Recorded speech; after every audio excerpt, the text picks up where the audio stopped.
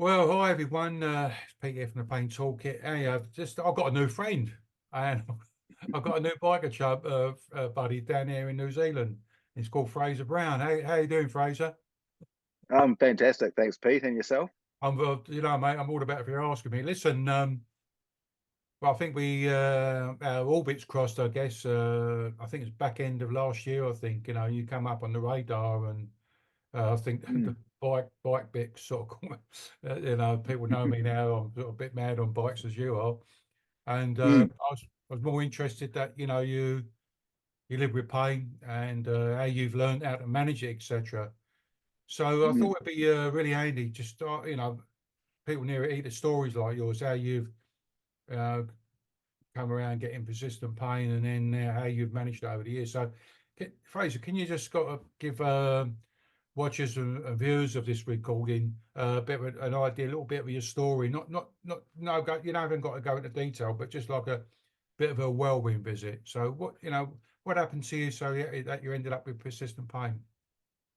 Right. So my journey began 27 years ago in 1997.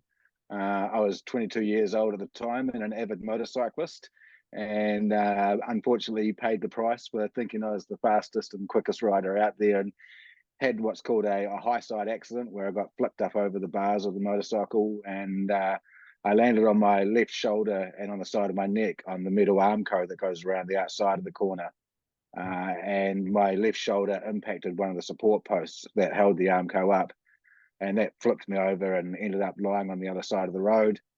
I knew that I'd injured my neck in that area, so I was smart enough to not move my head, but I could feel my left arm up in the air, and so I was blindly fumbling around trying to find my left arm.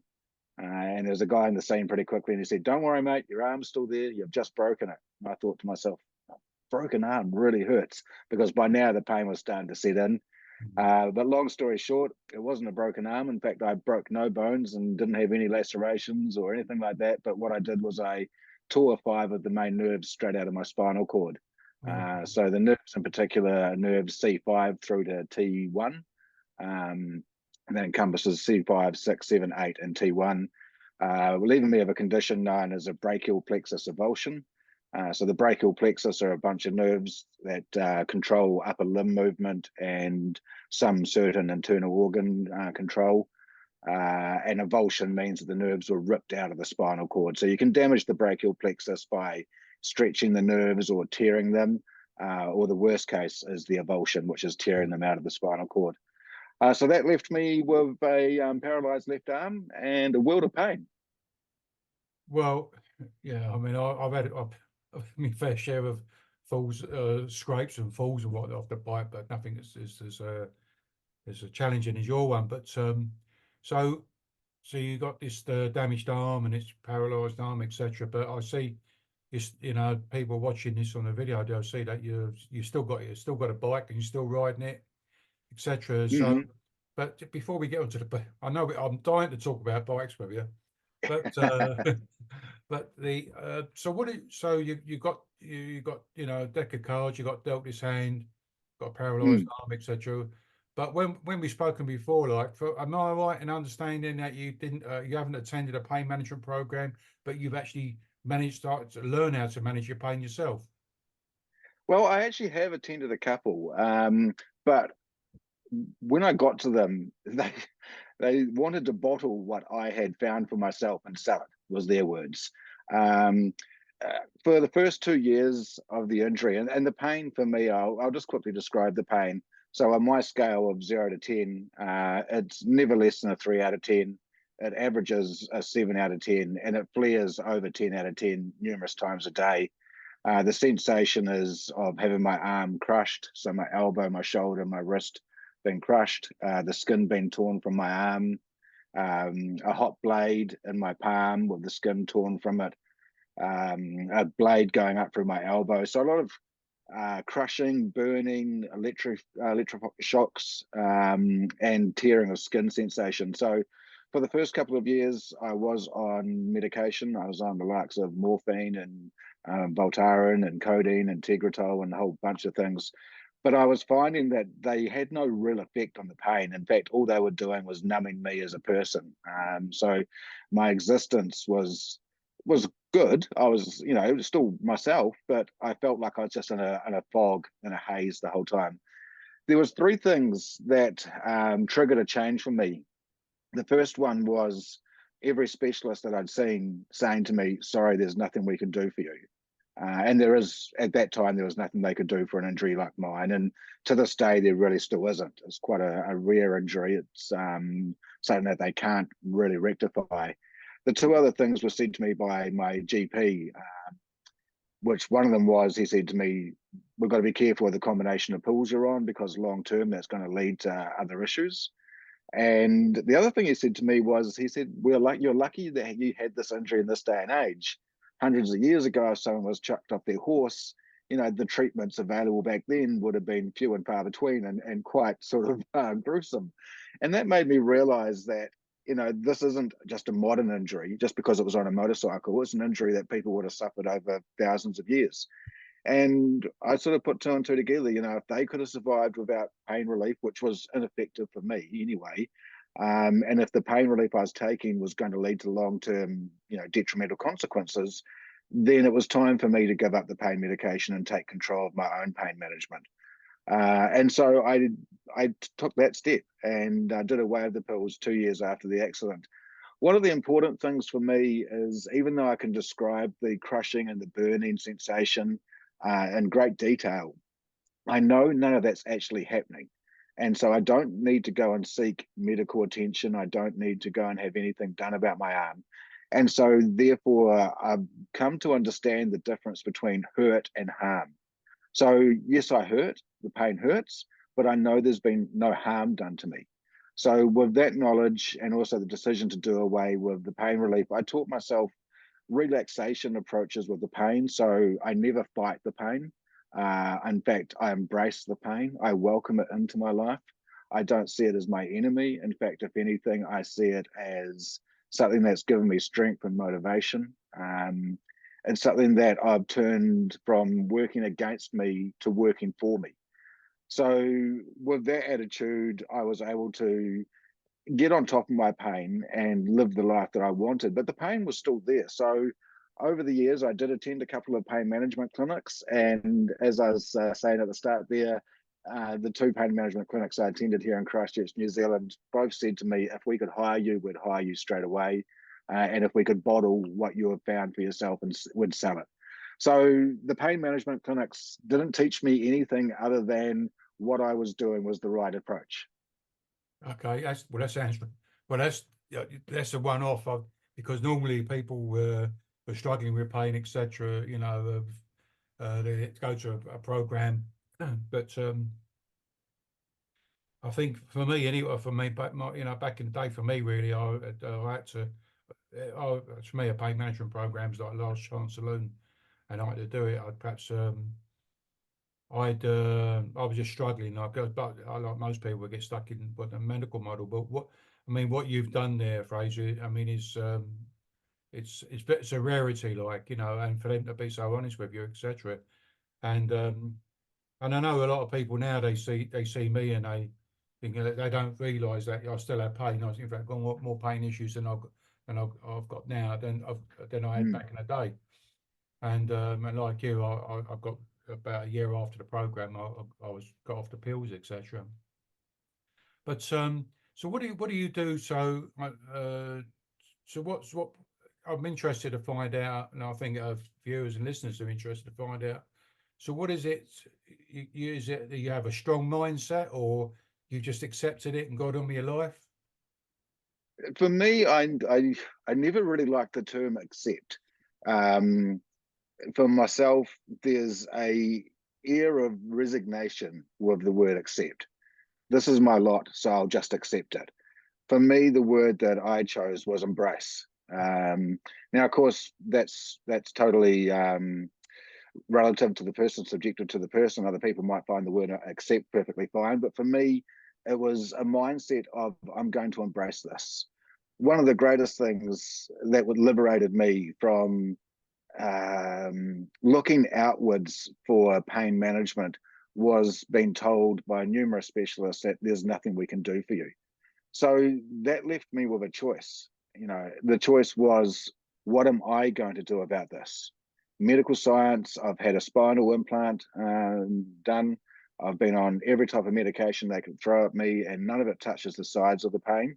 So knowing that there was nothing that modern science and medicine can do for me, I had to look inward as to what I could do. And it left me with a choice. And my choice, I mean, from day one, my choice was to embrace this. You know, the day after the accident, my mother said to me in hospital, I always knew something like this would happen to you. And I turned to her and said, Mum, I might not have had that accident, and I could have been run over by a truck on the way home running a red light.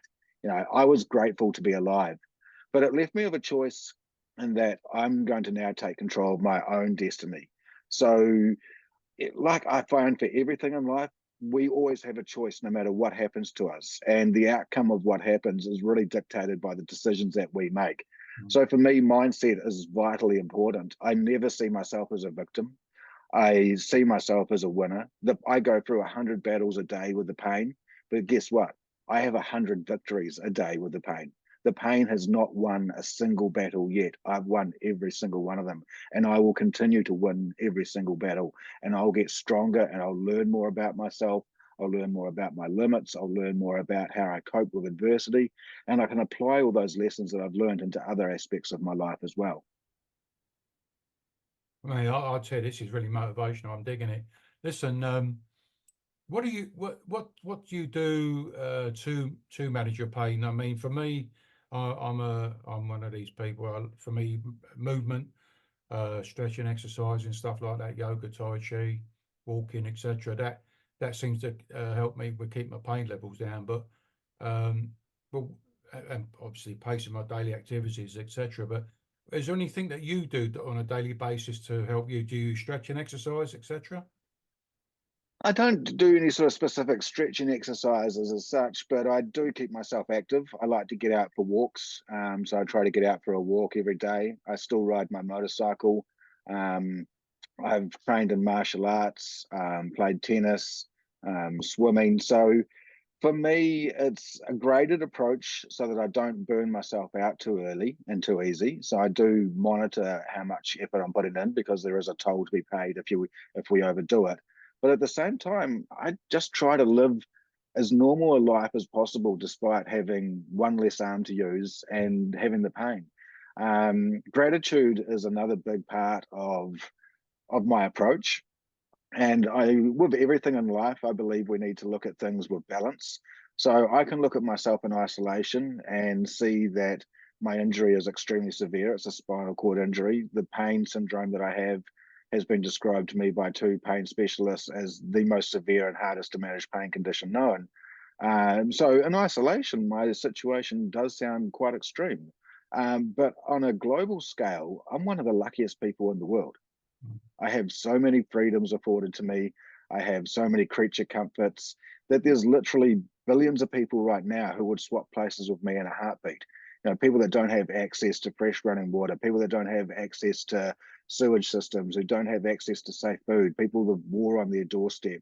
So for me, it's about appreciating what I have in my life and not focusing at all on what I've lost or what I've missed out on. And that even comes down to my entire approach with the injury. The last 27 years of my life have been the best years of my life. They've given me so much, so many opportunities to meet people like yourself. My three children were born after my accident, so without the accident, they would not have come into my life. I wouldn't have had the opportunities and done the things that I've done. I wouldn't have had my podcast. So I choose to focus on what I do have and what I still can do, rather than what I don't have and what I can't do. And so through that, you know, I get out for walks. I keep myself occupied mentally. I have projects that I'm working on. I still work on my motorcycle as needed. I still, I keep myself busy with my podcast and bits and pieces like that. So for me, it's about trying to maintain a normal life as possible, despite my situation. You mentioned martial arts because I know someone was because when I'm doing it, when I'm interviewing people like yourself, I try to put myself in the place of like a listener or watcher, like watching a video. And if I was, Mm. I was sort of saying, well, what martial art is you doing? So what martial arts do you do? Okay, so it's a offshoot of karate style. It's known as Okinawa Te. So it's a hand-foot combat system and Okay. defense system. And my sensei, Shidoshi Ryan, he was good enough to modify the curriculum for me with one arm. So he would take all the skills that he had learnt with two hands and then modify them so that I could do them with one hand. So they're fantastic that he would go and do that for me. But Yeah. he was also, even though he was a personal friend before he was my trainer, he would not take it easy on me in the dojo. And I remember one day we had to do wheelbarrows up and down the dojo, which is when someone grabs your feet and then on both hands you walk up the dojo. And I stood back like, oh, this is obviously not for me. And he looked at me and said, "What are you doing?" And I said, "Oh, no, obviously I can't do this, Shidoshi." And he said, "No, get down there and do it." So there was no exceptions made for me in the class. And so I had to go up and down the dojo on one arm, bouncing my way up and down to do this. And same with grading. You know, I was expected to do the same amount of push-ups as all the other students were. So, you know, he helped in making sure that, I didn't expect any sort of special conditions for myself, no matter what I'm doing, whether I'm doing martial arts or whether I'm being a parent or whether I'm riding my motorcycle or just being a father or a friend or whatever. Well, I'm thinking it's that nice discipline with martial arts, isn't it? It helps. Mm. I think the next question someone will ask, well, so he rides a motorcycle with one arm. So the question someone would ask you, well, how the hell do you do that? So Yeah. have you had to modify the motorcycle or you? Yeah, so all I've done, I got back onto motorcycles 3 years after my accident. I really thought that motorcycling was over and done with for me at that stage of my life, but the bug was still there. And as you know yourself, Pete, you're a motorcyclist for life, no matter what. Um, Correct. and I was talking to a friend one day, and he said that he had a cheap little Honda 250 that he'd sell me. So we negotiated a price, and I rode that home by just walking it up to speed at intersections and slotting it into gear. And then when I got home, I sat in it and thought, well, how do I make this work? And it was obvious to me that I could use my thumb as a thumb operated clutch lever. So I shot down to a local bike store and bought a clutch lever and perch and mounted that on the bike. So it's facing back towards me. It's directly opposite the front brake lever. And I haven't looked back since. I now ride a Suzuki GSX-R 1000. So it's sort of a 300k an hour super bike. And I use the same system. It's still got the thumb operated clutch on the right hand side. I'll tell you what's awesome. I've seen some dudes on Facebook and Instagram that have a bikers like with missing limbs, like legs. I always remember one guy. I think he had two missing legs and and a missing arm, but he had adapted, like, so he had what do you call them, like titanium legs, Yeah. and he's still got sitting there, and he said the handlebars, but just had one bar sort of thing, like, and like you, he was still Mm-hmm. running it. So it's about overcoming, isn't it? And that's what I think with pain, as it is with lots of things in life, is we get these challenges. And when I Mm. see things like these, I see people with challenges, physical challenges, perhaps emotional, mental challenges, etc. I always see it, and I always put in I repost it, and I say, look, another example of overcoming Mm. resilience, and I Yes. think people with pain, we need to be resilient, and Yeah. yeah, We need to make the right choices as well. Going back to what I said before, everything in life that happens to us presents us with a choice, no matter what it is. And that choice is purely and simply up to us. And, I could have chosen to never get back on motorcycles. I could have chosen to complain about my pain and feel sorry for myself, which are all kind of natural responses when you're dealing with chronic pain. It's understandable, but that wasn't going to get me anywhere. That wasn't going to help me achieve any of the dreams that I had and do the things that I wanted to do. So it's about overcoming adversity and being resilient by making better choices for ourselves. yeah, it is about choices. I think my choice. I think I've often told this in my stories. Is one I always remember. It's my birthday, the 31st December '94, where I was in so much pain that day. Some buddies come over to take me out for the night, being my birthday and New Year's night, and I said I can't go. I've had my full quota of medication, and that night, Fraser, I started. I was really pissed off. Well, sorry about my language, but a bit sorry for myself, And Mm, I thought I did consider ending my life, really. Taking the rest of the pills. And then mm, I didn't. I did some stretching and it eased off a little bit. Came back with a vengeance the next day, but the next morning I remember I was having a shave. I didn't have any whiskers then. I was having a shave, mhm.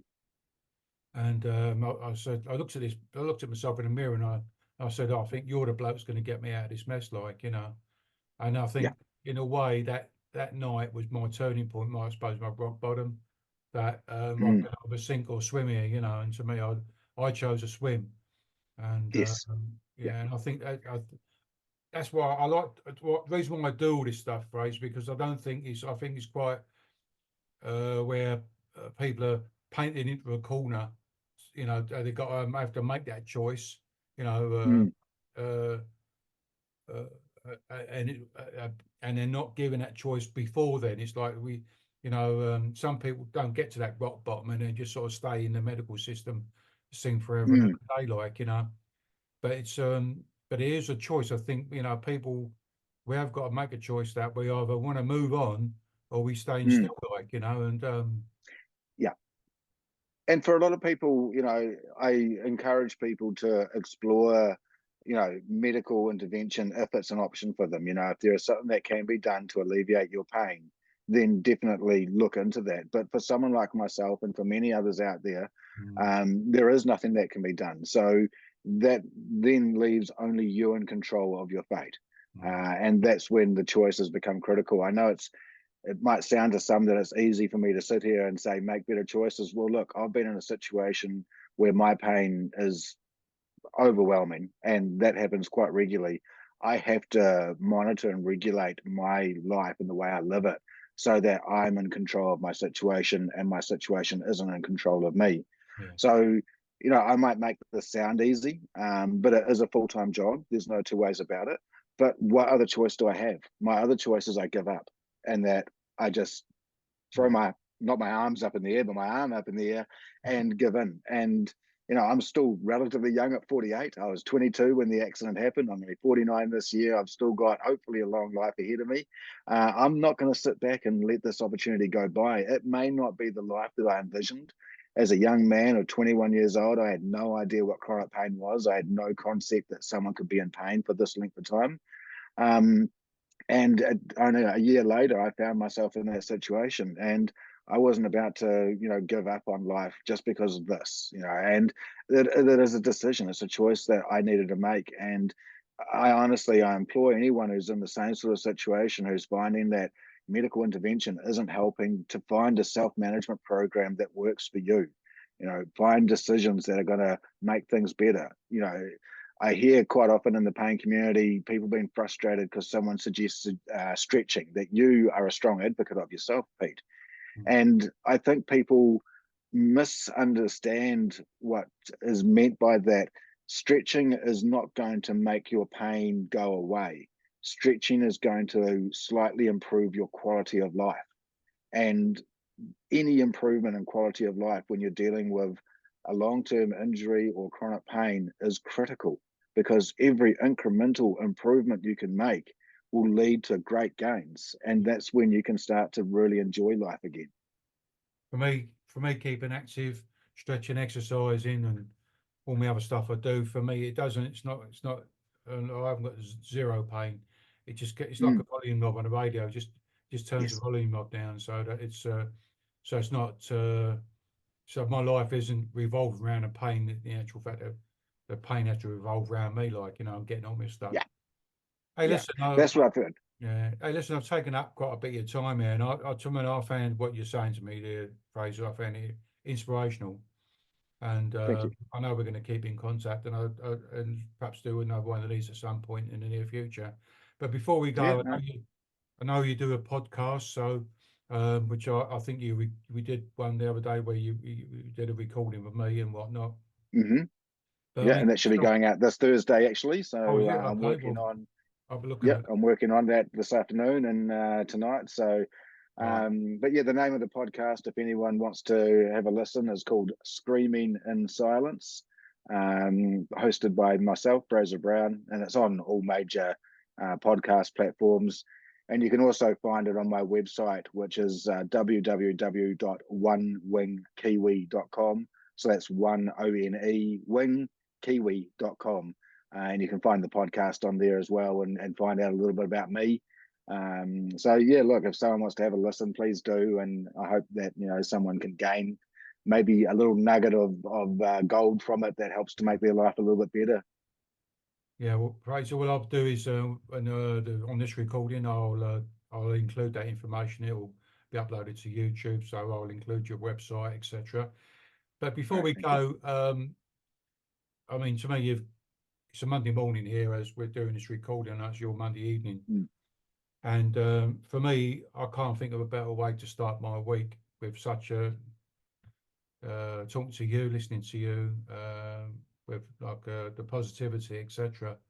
And for me personally, you've just put a lot of wind in my sails, like that I think it's going to get me for the day and also for the week. But can you, Great. anybody struggling, watching this, listening to this, what would be your take-home message for them? My take-home message would be that pain doesn't define you; it refines you. That there is still a life to be enjoyed with pain. There's ways of overcoming it, be it through medical intervention or be it through mindset.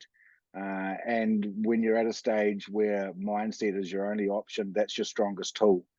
To employ a pain management program that works for you, to speak with people who have been through it, like myself and Pete, to seek out advice from those who have found ways of managing pain. Because as daunting and as overwhelming as continual pain can seem to be for a lot of people, there is another side to the coin, and it is worth putting the effort in. So please, I just implore anyone who's struggling with pain to reach out or to listen to a podcast or to have a look at the pain toolkit that Pete does, because there's some information there that can really help. Thanks, Fraser. Stick around because I've got to go a screenshot so I can put you on me on the video, etc. Fraser, have a groovy evening, dude, and we're going to Thank you. keep in contact. I'm definitely going to do another video with you. There's no doubt about that. Yeah, I It'll be appreciate that. coming into our summer, and well, it's just not even summer yet, but it feels like winter still. Actually, I've still got me fleeces on here, Still got your woolies on. Yeah. Yeah, that's just about to come into our winter, Yeah. so not looking forward to that. But time for you guys to have a turn of it. Yeah, well, I'll tell you, I've been to I was in New Zealand in 2019, mate, and I don't know, when I come back, I used to say to people, would you hear the screams?